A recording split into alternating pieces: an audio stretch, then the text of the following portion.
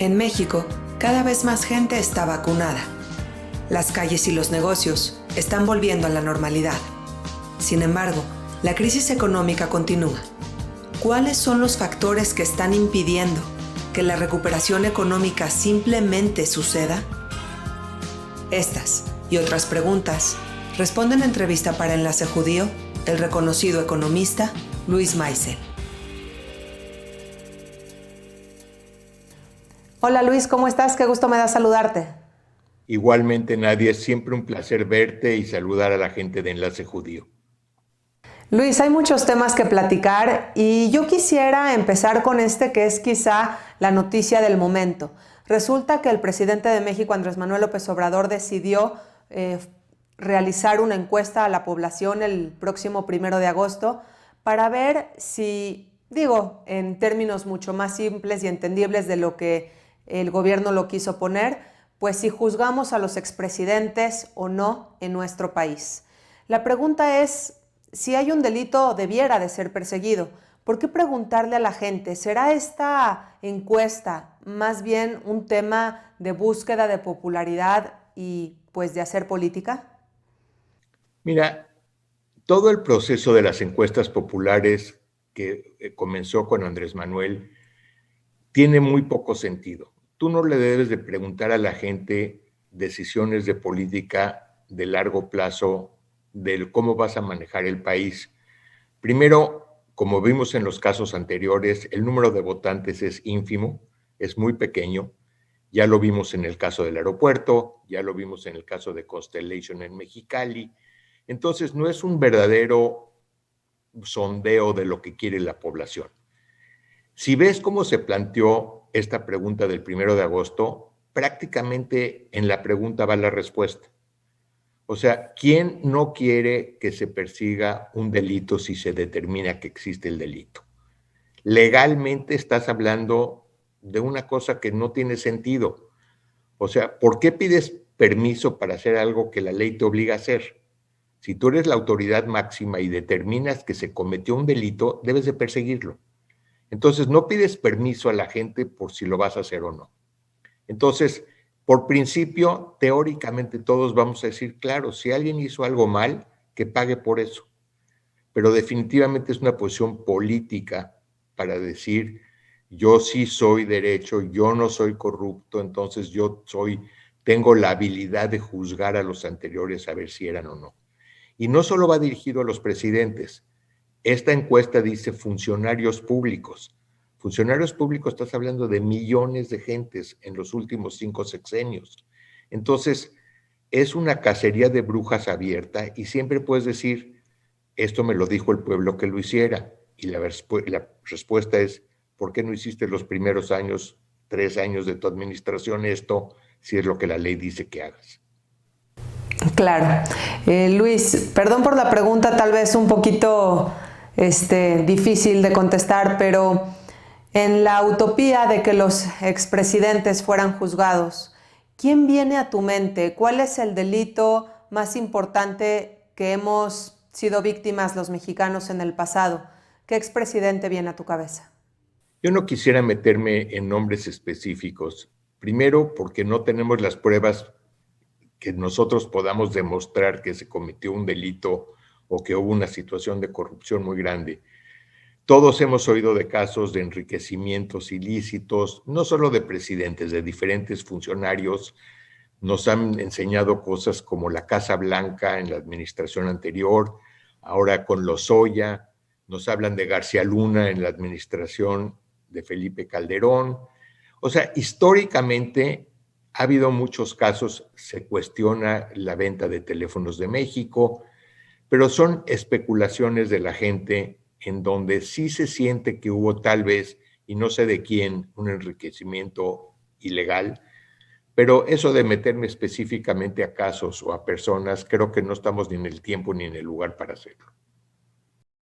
Luis, es imposible no hablar también de política exterior. Biden ya tiene cierto tiempo al frente del gobierno estadounidense y yo quisiera preguntarte si hasta el momento es Joe Biden el presidente de los Estados Unidos que sus votantes esperaban. Mira, Yo creo que los votantes demócratas que votaron en contra de Trump esperaban algo así de Biden, pero no están siendo objetivos en los resultados que está obteniendo Biden. El problema de la frontera se les hizo muy fácil abrirla y decir, vamos a resolver todo lo que hizo mal Trump, y traen un problema del tamaño del mundo que no saben cómo resolverlo. La vicepresidenta que tenía que estar encargada supuestamente tardó 3 meses en ir a visitar la frontera. Entonces, en ese aspecto traen muchos problemas. En el aspecto de pasar las leyes nuevas en cuanto a los presupuestos para nuevos proyectos, se les han atorado de todas. No tienen ni siquiera el consenso completo de los senadores demócratas. Entonces, ha habido una cantidad enorme de órdenes ejecutivas que son, en mi opinión, antidemocráticas. Para eso existe un Senado, para eso existe un Congreso y debería de haber una negociación entre los dos lados.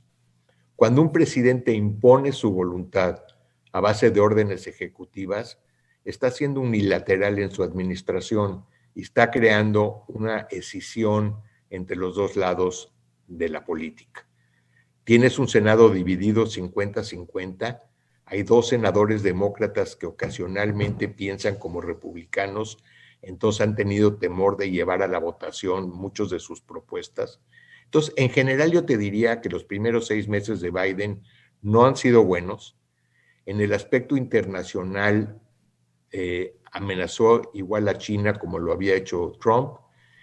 Con Rusia, si es verdad que los rusos están detrás de lo que hemos visto, los ataques cibernéticos, debería de haber tenido mucho más fuerza en su protesta. Yo en su lugar hubiera mandado a hacer un ataque cibernético contra Rusia y decir, viste, tú puedes, yo también puedo. Y eso, si lo vuelves a hacer, te voy a dar un manotazo. O sea, se enfrenta a un señor que fue director de la KGB, que tiene un poderío tremendo, y llega y le quiere dar lecciones así de amiguito, no funcionan. Entonces, ya llevamos 6 meses de administración con pocos resultados. Sí hay más tranquilidad, es menos polarizante, pero al mismo tiempo su problema cognitivo está dejando que mucho de la izquierda extrema lo esté influenciando. El famoso Squad, Bernie Sanders, gente que no es lo que nadie de los demócratas tampoco quisiera ver manejando el país. Y en estos 6 meses que han transcurrido, ¿cómo han sido las relaciones entre México y Estados Unidos? Mira, históricamente fue a visitar Kamala Harris al presidente López Obrador el 8 de junio. Eso abre incógnitas y dudas. Fue a regañarlo, fue a aconsejarlo, fue a ver qué va a pasar en su segunda mitad de la administración, pero no fue Biden. O sea, históricamente la primera persona que el presidente americano visitaba o recibía era el presidente de México, y en este caso no se dio. Había un arreglo entre Trump y López Obrador, el Stay in Mexico, para la gente que venía, los indocumentados, cuando pedían asilo político, esperaban en México a que les dieran la cita y luego cruzaban. Biden se pasó eso por abajo, ya sabes de dónde, y decidió que los deja pasar y los instala en Estados Unidos para esperar a que el juez les dé cita para el asilo político. De los que tienen cita, el 15% acude a la cita, el otro 85% desaparece. Entonces se volvió como un queso suizo lleno de agujeros. La frontera está llena de agujeros. Entonces, mucho de lo que había logrado Trump por amenazas, no por amistad y no por cariño, Biden lo quitó. Entonces, yo no siento que México haya recibido nada de Estados Unidos todavía, ni bueno ni malo. Creo que hay muy poca relación entre ambos países, cuando deberíamos de ser pues, una hermandad muy grande. El TIMEC debería ser Canadá, Estados Unidos y México, una gran unidad, y no la es. Ya empezó el primer pleito por la fábrica de General Motors con el sindicato, está empezando a haber ya diferencias de opinión en el TIMEC, y no estamos viendo la inversión americana grande y no estamos viendo cómo exhortar a que empresas americanas muevan de China a México su capacidad productiva. O sea, siento que hay muy poca relación entre ambos países cuando debería ser mucho más estrecha. Y es esta relación la que los mexicanos necesitamos más cerca que nunca, debido a que estamos prácticamente saliendo de una pandemia que nos provocó una crisis económica impresionante, no solamente, claro, en nuestro país, sino en todo el mundo, pero es necesaria esta relación. En términos de recuperación económica, Luis, ¿cómo está nuestro país? ¿Cómo está México? ¿Será este 2021 ya el final de la crisis que vivimos en el 2020? No, lamentablemente nadie, la respuesta es no. La captación fiscal del gobierno por concepto de impuesto sobre la renta ha sido muy pobre, porque muy pocas empresas ganaron dinero en el 2020. La captación por productos de trabajo, que es el segundo ingreso más importante, se ha caído también porque hay mucha gente todavía desempleada y mucha gente que se fue a la economía informal. Pemex, que era la caja chica, ya no le pueden sacar dinero. Pemex está casi quebrada o quebrada y ya no puede ser el generador de recursos para que gaste el gobierno. Los programas sociales que implantó el presidente López Obrador a lo mejor son muy necesarios y muy buenos porque van a ayudar a los viejitos y a las madres solteras, etcétera, pero una vez que inicias ese gasto no lo puedes parar. Entonces tienes que continuarlo. Y las magnaobras a las que le están metiendo una fortuna, como son la refinería, el aeropuerto, el Tren Maya, no van a generar flujos positivos por muchos años. Ahorita son un pozo sin fondo al que hay que meterle dinero y no van a recibir nada por mucho tiempo. Si fuera la iniciativa privada la que estaba construyendo esas magnaobras, pues los llamas y le dices, perdón, pero no tengo dinero, voy a parar el proceso. Y durante 2 años suspendemos la construcción. Pero cuando se lo das al ejército, con el ejército no puedes hacer eso. No puedes llamar y decirles, oigan, siempre no les voy a dar lo que les prometí para construir estas magnaobras. Entonces, estás viendo una militarización importante del país. La entrega de las aduanas a los militares es otro paso más y no hay captación suficiente para todos los gastos que tiene que hacer el país. Aúnale a esto la inseguridad que sigue persistiendo, la pandemia no ha terminado, la inversión extranjera es casi inexistente ahorita y la inversión del industrial mexicano también está bastante detenida. Hasta que no vea cómo se va a recuperar el país y cuando la demanda exceda a la oferta, va a empezar tal vez a invertir, pero por lo pronto no lo está haciendo. Entonces tienes todos los elementos en contra. Las remesas muy positivas, está llegando el dinero, pero acuérdate que ese dinero no es del gobierno. Te está ayudando a hacer un poco más blindado el sistema y que haya menos temor de una devaluación. Pero cada dólar que llega hay que comprarlo con pesos emitidos a través de CETES u otro instrumento de gobierno. El turismo se ha recuperado un poco, pero no a lo que era antes de la pandemia. Entonces, si tú ves los pilares de la economía mexicana, están resquebrajados. Entonces, ahí es donde volvemos al punto anterior. Deberían de estar haciendo ahorita todo lo posible para promover la inversión extranjera. Y encuestas como esta o como la que se hicieron con Constellation en Mexicali son un desincentivo al extranjero a invertir en México. Por supuesto, esta cadena de eventos desafortunados van provocando a su vez todavía más eventos desafortunados como la desinversión que mencionas. Sé que son muchos los problemas, esta pregunta es para finalizar. Sé que hay varios aspectos bastante negativos en la economía mexicana después de haber permanecido tanto tiempo, tantos meses bajo el agua, pues el abrir comercios no significa que entonces automáticamente la economía se va a restaurar. Luis, de todos los aspectos negativos que tenemos en la economía de México hoy, ¿cuál es a ti el que de manera personal más te preocupa? Mira, déjame empezar por un par de cosas positivas.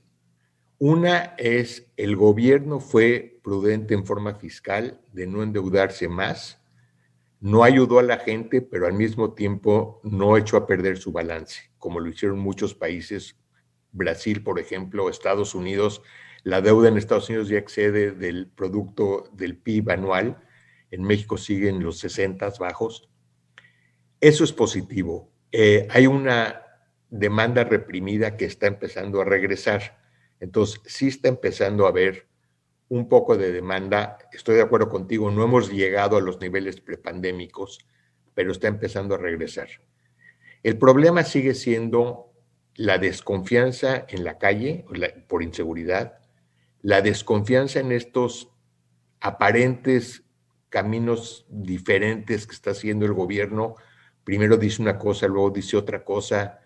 Las mañaneras están espantando a la gente. Las mañaneras, ya llegó el momento. Otra vez, hace un par de días, le exigió el señor presidente a los españoles que pidan perdón por la conquista. Eso pierde seriedad.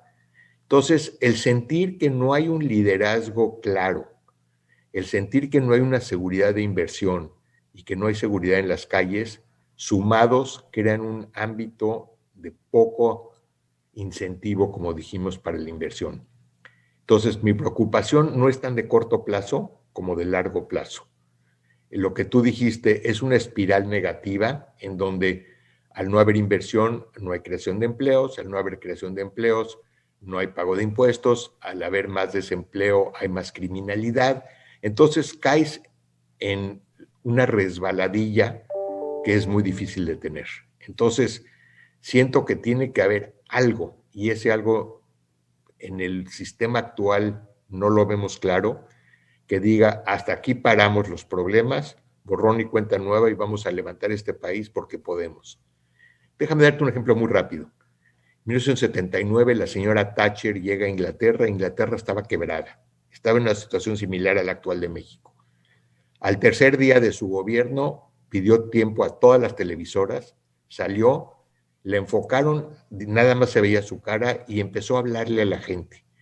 Y les empezó a decir, tienes que comprar inglés, tienes que ahorrar en viajar, viaja interno, conoce tu país, los coches ingleses son muy buenos, no compres coches alemanes, y volteaba y sentías que te estaba hablando a ti.